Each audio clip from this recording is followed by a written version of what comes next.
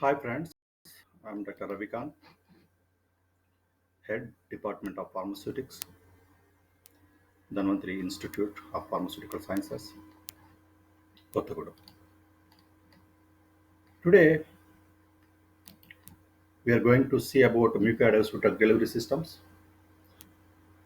These mucoadhesive drug delivery systems, as the name implies, they adhere to the mucus and releases the drug in a controlled fashion. They have plenty of applications, which are we going to see now. If you see, basically adhesion means it is fixing up of two surfaces together. If this adhesion, if you apply this in the context of biology, if the adhesion is taking place between polymeric drug delivery system and biological substrate, then we call it as a bioadhesion. If it is taking place between polymeric drug delivery system and uh, and mucus, then we call it as a mucoadhesion. That's the only difference. And if you see the applications, there are there are plenty of applications. I have I have given few applications over here. One thing is that we can prolong the drug release. Since we prepare these formulations using the polymer, we know that polymers form, or polymers are useful for preparation of the matrix. So the drug release will be will be controlled or prolonged due to the hindrance of polymer that it gives to the drug. And next one is when these mucoadhesive drug delivery systems are given orally, especially through buccal route, the first pass effect will be bypassed. You know that when the formulations are given orally, almost each and every formulation will faces or encounters first pass metabolism. It will be very higher for a few formulations or few drugs, and it will be lower for a few drugs, but altogether there will be a first pass hepatic metabolism for each and every drug.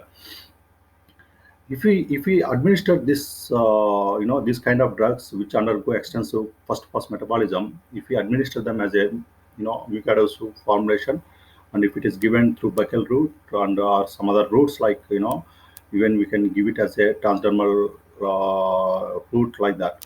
So when we administer in such a way, they will bypasses the hepatic first pass metabolism, so thereby bioavailability will be increased uh, significantly. Mucoadhesive drug delivery systems, absorb rapidly, because when when it is given through buccal route and some other routes, where we are bypassing this first pass metabolism, and where if, for example, if we take a buccal route of administration, when it is given through buccal route, there are extensive blood vessels throughout this throughout this area, so that the absorption or penetration will be very abundant, very significant. That is one application that we can uh, tell. And next one, the fourth one that I am given here, targeting. If we prepare a mucoadhesive drug delivery system using certain polymers having some specific functional groups, we can target certain areas. So, that is also one application. Uh, I am going to the details in my next classes, in my next slides. And the fifth one is increased resistance time. It is very obvious, mucoadhesive drug delivery systems are intended for the adhesion to the mucus, so the resistance time will be increased obviously, since it adheres to the mucus, and the release is very slow. We don't need to uh, administer the drug frequently, so that the frequency of administration significantly reduced due to the increased resistance time. Next, let us see the ideal characteristics of the mucoadhesion dosage forms. What are the ideal characteristics for each and every dosage forms? There are certain ideal characteristics. So here, let us see what are the unique uh, features that are available, so that you will understand how uh, while preparing these formulations, the things that you have to remember. For the first one is it is telling that that should be non-toxic and non-absorbable. Obvious, you may take anything, it should be non-toxic. You may take any formulation, it should be non-toxic, and also specifically and uniquely, it should be non-absorbable with the case of mucoadhesive formulations. If we say, for example, if the polymer or if your dosage form is going inside just like that, there is no chance for the prolonged action. Okay, so it should be non-absorbable. That is one thing that you have to remember, and it should be non-irritant. It is the case with the every formulation, and it should preferably form a strong non-covalent bond. Strong non-covalent bond, I am telling. So that means that uh, covalent means it is very stronger. If it is very strong, it attaches to the mucus for longer period of time, which can cause irritation or toxicity, etc. But if it is a strong non-covalent interaction, it is not stronger than the covalent interaction. It is just a strong non-covalent. There are covalent bondings like hydrogen bonding and electrostatic interactions and hydrophobic interactions, etc. Even though they are stronger, we need not to worry because they are the reversible bonds. So they won't cause any not any toxicity or irritancy to the mucus. So this is one of the ideal characteristics, specifically, mm, with the mucoadhesive formations. And the fourth one, it should adhere quickly. And the fifth one, it shouldn't offer any hindrance to the release. The polymer must not decompose on storage or during the shelf life. This is, the sixth one is, and the seventh one. These two are, are true with any formulation. The unique characteristics that a mucoadhesive formulation should have are that it should be non-absorbable, it should adhere quickly, and it should be having strong non-covalent interaction. It should form strong non-covalent bonds with the mucus. Okay. Next, how mucoadhesion takes place. See, this is something which is backbone to the class. First, in order to understand how the mucoadhesion takes place, first we have to know what is the nature of the mucus and what exactly the contribution of this mucus with respect of this mucoadhesion. Then we have to see what are the polymers and their properties, and then we have to finally understand how the adhesion is taking place. First, let us see what is mucus. First thing is that mucus is coming from the goblet cells. Goblet cells are nothing but epithelial cells. They are epithelial cells that are there throughout your GIT. They are glandular in nature. You know, mm, Basically, they secrete the mucus whenever it is required. They are there in the oral cavity, in the esophagus, stomach, intestine, colon, etc. So they line everywhere, but the turnover rate or the release of this mucus varies site to site. This is very, very abundant if we take the oral cavity. Might decreases when we go to esophagus. It would be very higher when we go to the stomach. So the main function of this mucus is to act as a barrier. It acts as a barrier. You know that. Say for example, if the acid released, if mucus is not there, uh, is terrible. It can cause ulcers. So that is something you have to understand. So what is the composition of the mucus and what is specifically contributing for the mucus? That is something you have to underline. This mucus mainly contains two. components. One is mucin and another one water. Water occupies 95% of the mucus and 5% will be mucin. Mucin in turns contain glycoproteins, lipids, and proteins. This glycoprotein portion is responsible for the mucoadduction. Okay, may I come once again. This glycoprotein portion of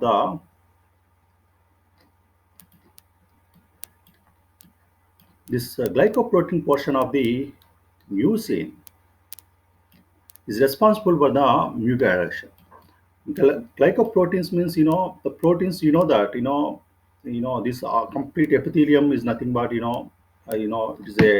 is a uh, they are proteins. Basically the epithelial cells are proteins. At the end of, at the periphery they might be having the glyco portions. That's why we are calling it as a glycoproteins. They are very very uh, these glycoproteins released from the goblet cells. As the name implies, they're like a kind of they're proteins, and also they have high molecular weight. They have some kind of attributes that we are going to discuss, which are responsible for the mucoadduction. For example, if you see the glycoproteins, they are high molecular weight components. The molecular weight is 2 to 14, 10 power 6 gram per mole. With this high molecular weight, they behave just like a polymers. Okay, when the chain length is very higher and molecular weight is very higher, when they are very heavy, just like a polymers, and when they have to interact with another polymer, you can just see they will entangle like this. That is where the concept is. Next one is that beyond is not only the high molecular weight, they also possess some charge which would contribute for the mucoadhesion. So, for example, this particular glycoprotein portion, they contains negative charge. If we give positive polymer, uh, positive charge bearing polymer, uh, obviously there will be bond. Opposite charges, they attract. There will be a mucoadhesion. So charge also contributes. One thing here that we have to remember is that what exactly contributing to its charge. That is something you have to underline. Within this glycoproteins, if you see, especially on top of it, there will be a pendant sialic acids. Okay, there will be a pendant sialic acids and sulfate groups on the glycoprotein. These are anionic in nature. So obviously, when the mucin is bearing, anionic charge, entire GIT, takes the same negative charge. So this is why we see the negative charge throughout our GIT. And one more thing that is something to be pointed out at this particular context is that when this mucin is in the goblet cells, it is tightly packed. But tight packing is not possible with this negative charge because these glycoprotein portions side by side with negative charges, it is not possible because of repulsion that it encounters. That's why when they are in the goblet cells, they are with the calcium ions. These calcium ions neutralizes this negative charge and allows the tight packing of this you know glycoprotein molecules. But whenever the mucus need to be secreted into the luminal side of our GIT, then this calcium efflux takes place. When the calcium efflux takes place, when the calcium ions goes, now the sialic acid portions with the glycoproteins with the sialic acid, they are all free now, but only with the negative charge. As a result, what happens? They encounters the repulsion and expand. They expand 400 times. They expand 400 times to its actual volume. Say, for example, if they are, if they are, in the goblet cells, uh, say the volume would be, 1 power, 1 centimeter cube, something like that. After, after reflex, it becomes 400 centimeter cube. So the volume, uh, the increases in a extensive fashion.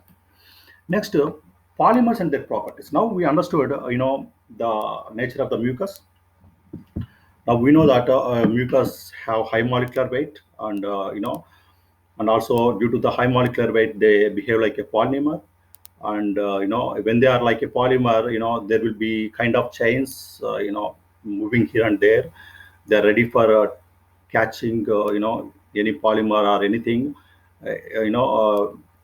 physically. There something can diffuse into that, and can be locked. Next one is that they are also bearing charge. So I say, since they are bearing negative charge, if some positive polymer comes around, some attraction will be there. So even that way, the mutation will take place. Next, polymer and their properties. Now let us understand what are polymers, and what are their properties, so that we can clearly get a conclusion how is this mutation is taking place.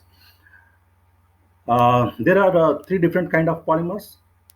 First one is the polymers that adhere, through non-specific, non-covalent interactions.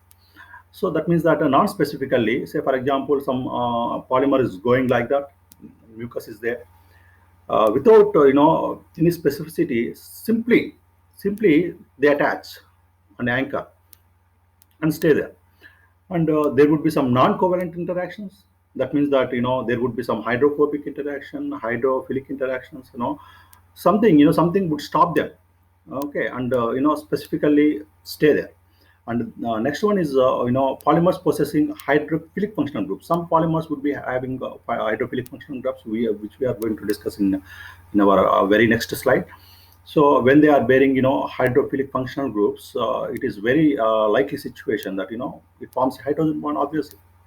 Okay, that is one more uh, type of polymer that we have to look around. Third one is that polymers, especially the novel polymers, where in recent polymers, they have certain functional groups which can recognize a certain location, only anchor there. Okay, they won't go, even though, say for example, if it is going through the stomach, it won't anchor at mucosites of the stomach. If they are intended for intestine, they go there, they anchor there, and releases the drug accordingly. So we are going to look about those polymers at the end of this lecture. So this is all about broad classification. If you see a few examples coming under all these categories, these are a few important, very important polymers that are classified. The first one is that polyacrylic acid. Polyacrylic acids are nothing but there are, you might be heard about carbomers. There are different grades that comes under this one. Carbomers, they form a beautiful gel, very beautiful and very transparent gel, and they comes under category of anionic polymers. And the chitosan, it is a cationic polymer, and it comes from, it is natural. It is natural polymer, comes from chitin. Deacetylation, or deacylation makes the chitin into chitosan, that we see in our next class. Besides to them, there are pectins and lectins and the thiolated polymers. Okay, when the polymer contains SH group, we call it as a thiolated polymer. They form a disulfide bond with the specific sites in the on the mucus, so that a mucodation takes place. Now they are very advanced polymers. We see few points about that as well in our next coming um, slides. So now let us see specifically. Now we understood what are their the polymers, and we know some examples. So what are there in these polymers that is contributing for the mutation to take place. So here, first first one is that functional groups contribution we have to check out. Functional groups like if one thing you have to underline, 99.9% of these mucadosal polymers are hydrophilic in nature. So when we tell that you know polymers are hydrophilic, there would be a chance for the presence of hydrophilic functional groups.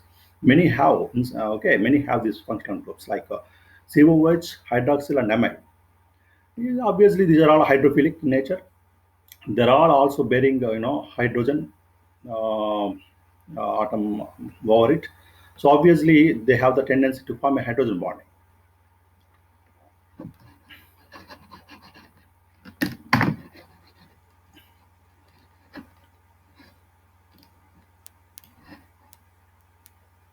So they have a tendency to form a hydrogen bonding. Uh, there was one research actually carried in order to understand whether hydrogen bonding is taking place. We know that urea is a well-known disruptor of the hydrogen bonding. If the hydrogen bonding is present, if we add the urea, that particular bond will be broken down.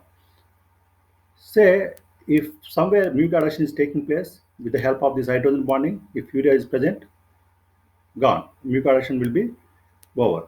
So see, in order to check that, we can add urea and we can check whether hydrogen bonding is present or not. If the mucoadhesion is getting reduced before and after the addition of this urea, then we can tell that hydrogen bonding is there, you know, in that particular area. If the mucoadhesion is not decreased, then we can tell that mucoadhesion, is not taking place because of hydrogen bonding. Okay, so that is one interesting point that you can note down. Next, concentration of active polymers. This is also very important. Sometimes the concentration is recommended to be at lowest possible. Sometimes it is recommended to be at highest concentration. When it should be at lowest, when it should be at highest. That is something we have to figure out. See, when we administer ophthalmics, most of the ophthalmics are either solutions or lightly viscous gels. So most of the times these are the solutions. When we use solutions, the concentration of the polymer should be very low. Okay, because if the concentration is very higher, especially in the ophthalmics, it is very difficult for the polymer to find the anchor site in the eye, especially telling about eye. So if the concentration is higher, the mobility decreases. Say for example, if we take say 10 ml of water, and if we add say 1 gram of carbopol, or sodium CMC, or some other polymers like poloxamers, like etc. If you add 1 gram and 10 gram, there is a difference. If you add 1 gram, the mobility, or the chance for moving around will be very high when the concentration is low. If it is if the concentration has a high, the mobility decreases. So especially with the ophthalmics, the concentration should be very lower so that the mobility will be very higher. So the addition will be. And in contrast, say for example, if you are administering the formulation orally, then it is recommended the concentration of the polymer to be highest. Say for example, if you take a tablet or powder, if you get administered, which is mucoadhesive, the adhesion will be very quickest when when the solvent is very poor around this tablet. The very reason is that since the tablet is the concentration of this polymer is very higher in the case of tablets or in the powders, what happens? Obviously, there will be a capillary attractive forces and osmotic forces around these tablets. Since it is in the powder form, it has the tendency to grab the water, to catch the water. Okay, say if it is already wet, that doesn't have that much of tendency. Since it is in the dry form, when the tablet is administered, since it is in the dry form, it has a tendency to take the water. When it takes the water, say for example from the mucus, if it is taking the water, the mucus dehydrate and it gets strengthened. Okay, so the tablet, the polymer that is there in the tablet, they just go like this and grab some water, and the mucus get dehydrated because of this tendency of capillary action. So the mucus becomes strong. The anchor, the fixing will become very strong. So here I have told you two contexts. When the formulation is given through eye, the concentration is recommended to be low. The polymer concentration is recommended to be low. When it is given orally, it is recommended to be given as a tablet or powder, so that the adhesion will be very high. So we have to optimize. We have to understand where it is recommended to be high and where it is recommended to be low. Accordingly, we have to take a decision. Next, in the first case of polymer properties, we have seen about functional groups. Then we have seen about the concentration of active polymers. Now, next, we are going to see polymer molecular weight, chain length, and conformation degree of cross-linking. First, let us understand what are all these things. Polymers, basically it is unlike some other solvents or drugs, whatever it may be. Unlike some other ingredients, these polymers don't have specific molecular weight. We cannot tell that no, this particular polymer have this much of molecular weight. There will be a range. There will be a range. It is only possible to prepare because polymers are nothing but combination of monomers. That is why we cannot prepare a polymer with certain molecular weight, but there will be a range. That is why polymers. In the polymers, there are variety of grades. If you take a simple HPMC, hydroxypropyl methyl cellulose, there are variety and hundreds of grades. But there are very few that we are adapted to our pharmaceutical formulation development. That is another case. So this is something you have to remember. Okay, there are different grades of polymers with one name, and the chain length varies as the molecular weight varies. And third one is the conformation, what shape that is that the polymer is possessing, and the degree of cross linking. Okay, so for example, if the polymer strands are like this, we can cross link it something like this. Okay, this is, let us see, this is the backbone of the polymer. These are the strands coming out of it. We can cross link this polymer chains. As we cross link, some attributes changes. That is something we are going to see now. Okay, that is about cross linking. So first, let us see what is the contribution of the molecular weight. In many cases, the mucoadhesion increases as the molecular weight increases up to 1 lakh gram per mole. This is rule of thumb. There are some exception to this rule. For example, if we take polyacrylic acid, the optimum molecular weight is 7,50,000 as it is given here, gram per mole, and here it is 40 lakhs for the polyethylene oxide. So gram per mole. That is something you have to write here. So gram per mole are the units for molecular weight. So this is about molecular weight. Conformation, the shape. This is something interesting. For example, if you see the Dextran, which is polymer, the Dextran 20 lakhs and Dextran 2 lakhs See here, it is nearly 20 lakhs, and the 2 lakhs and 20 lakhs gram per mole molecular weight dextrans possess similar mucoadhesion. That means that almost similar. Why? Why is it so? Say, for example, as per the rule of thumb, if the molecular weight increases, the mucoadhesion supposed supposedly increase. But if it is not the case with everything, right?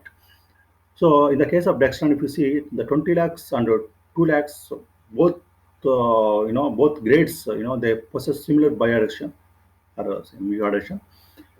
Why is it so? Means dextrans are helical in conformation, helical, and the groups that are responsible, the hydrophilic functional groups, especially, these groups are shielded with this helical conformation. Say, for example, if it is something like this, the functional groups will be inside. Okay, they don't expose to this external environment. They are there inside. So obviously, they cannot form a bond with the mucus because of unavailability. Okay, that is why even though you increase, molecular weight, there will be, so see, if I am telling that I am increasing the molecular weight, obviously there will be a increase in the chain length. That means that, with the chain length of, say, let us assume that if the chain length of 1 millimeter and 2 millimeters, there will be a difference in the number of functional groups present. In, say, for example, with the 1 millimeter chain length, there would be, I'm just giving one example to you. Millimeter, it won't be in millimeters. Say, for example, in 1 millimeter, there would be 100 functional groups. With the 2 millimeters, 200 functional groups would be present. Even though there will be no increase in the mucoadhesion because of this shielding nature, because of this helical conformation. Okay, so conformation is also responsible. Say, for example, if it is in a linear form, mucoadhesion would be proportional. This 20 lakhs would be having at least higher mucoadhesive strength when compared with the 2 lakhs gram per mole dextran grade. That is about this conformation. And cross-link density. Cross-link density. To what extent you are cross-linked? Say, for example, if two strands are like this, you can cross-link 2 times. You may cross-link it, 5 to 10 times. The same one you can cross-link, 5, 6 times. To what density, to what extent you are cross-linked is very important, because if you are not at all cross-linked, if the polymer strands are like this, they have the chance for moving in and around. They can easily move here and there like this. But if you cross-link like this, they don't have the freedom to move around. If they don't have the freedom to move around, say, for example, if they go to the mucus, even though they go to the mucus, they don't have much chance to physically entangle. Okay, let us forget about chemical entanglement like hydrogen bonding, or hydrostatic interaction, or some other interactions. I'm just telling physically, when you are going like this, sometimes physical entanglement is possible. No need to present always this chemical bondings. So cross-link, due to this cross-link, this freedom of movement decreases. But it is recommended to cross-link to some extent, because cross-linking is helpful for preparation of the gel kind of structures. The swell, when you cross-link, the swelling of this polymer, very significant. When they swell, the effective surface area increases, and they can easily catch the mucus. But if they are very highly cross-linked, there will be zero chance for the entanglement. So the cross-linking density is important. To certain extent, we have to cross-link. That means that there are the cross-linking agents. Depending upon the concentration that you are adding into your polymer solution, you know the extent of cross-linking will be. So if you take the less concentration of this cross-linking agent, the cross-linking will be accordingly happens. If you take higher concentration, they will be heavily cross-linked. That is why while doing the experiments, we have to make a judgment whether to use higher concentration or lower concentration, which concentration is optimum. to maintain the bioadhesion. This and all, you have to figure out while you are developing a formulation. Next one, very interesting and very important one is pH. pH is very important in the biological context, because you see, if we, and also it is, it is also works as a sensor. If the formulation is given orally, the pH varies location to location. The pH of saliva would be around 6.8. When it is going down, decreases, it will be around 1.5 to something, somewhere around 1.2, something like that in the stomach. If we go to the intestine, the pH increases uh, to 6.8, up to 6.8, something like that. So you have this, since the pH is different at different locations, it works as a it works as a trigger for some formulations. Some formulations would be very active at a pH 1.5. you know Sometimes it would be very active at 6.8. So that this pH difference is a good chance for the formulation development scientists to prepare a targeted formulations. So coming to this particular slide, say for example, if the pKa is higher than the if the see the pH of the local environment is higher than the pKa of a polymer, the functional groups will be ionized. Okay, if you go to the fundamentals, it is very clear for everybody. I don't want to go inside because it distract the class. But one fundamental thing that I wanted to rebrush is that if the pH of the local environment is higher than the pKa of the functional group on the polymer, then that particular functional group get ionized. Say for example, the COH functional groups on the carbomer polymer have the pK of 4.5, 4 to 5. Uh, when we maintain the pH around 4 to 5, the mucoadhesion strength will be very higher. When you maintain the neutral pH around 7, you see the mucoadhesion strength of this particular carbomer decreases. Carbomers are nothing but polyacrylic acid polymers, that we have discussed in our previous slides. This is very abundantly used polymer. I am telling you once again, they have high, since they are a hydrophilic functional, hydrophilic polymers. They have the functional groups like COH and NH2, etc. These COH functional groups are responsible for the hydrogen bonding and for the mucoadhesion strength. They have the pK of 4 to 5. When we maintain the pH around this 4 to 5, uh, these COH functional groups don't get ionized. That means that COH will be COH at this particular pH. Say, for example, if we maintain the neutral pH, say 7, this COH get ionized. That means that COH becomes COO minus. Okay, then this has to only attach with the electrostatic, with the electrostatic interactions.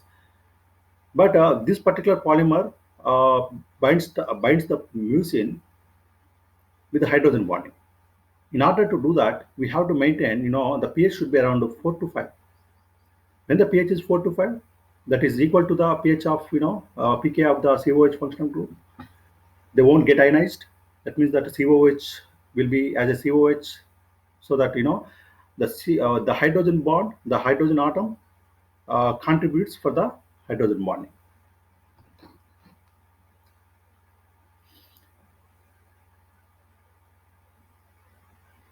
So here I have clearly mentioned that point. A systematic investigation of the mechanism of mucoadhesion clearly showed that the protonated carboxyl groups rather than ionized carboxyl groups react with mucin molecules, presumably by simultaneous formation of numerous hydrogen bonds. So that is about it. Drug excipient concentration, and drug excipient concentration is sometimes not, it's a very unlikely situation. Sometimes contribute. Here we are given one example. Propranolol hydrochloride to carbopol. See, if you prepare a bioadhesive gel with this, you know, when water was limited in the system, mucoadhesion is very high. When it is diluted, mucoadhesion became very weak. The reason uh, is that there will be interaction between propranolol hydrochloride and carbopol. They form a complex. This complex is elastic in nature. This complex formation, only possible when the concentration is very higher. When the concentration is very higher, the chance for this propranolol hydrochloride and carbopol to come together will be very high. Say, for example, in the diluted environment, they move around, they move apart like this. But when the concentration is very higher, obviously they come closer and form a complex. This particular complex is elastic in nature, so that obviously as the elasticity increases, the mucoadhesion also increases due to due to more physical entanglement. Uh, and the next, in the case if it is diluted, they move apart. Obviously, the complex formation, the chances for the complex formation decreases, so that the mucoadhesion also. That is about drug excipient interaction. In the next class, we discuss about theories of mucoadhesion. Thank you, friends. Please, follow this class very carefully. We will discuss more about this mucoadhesion in my next class.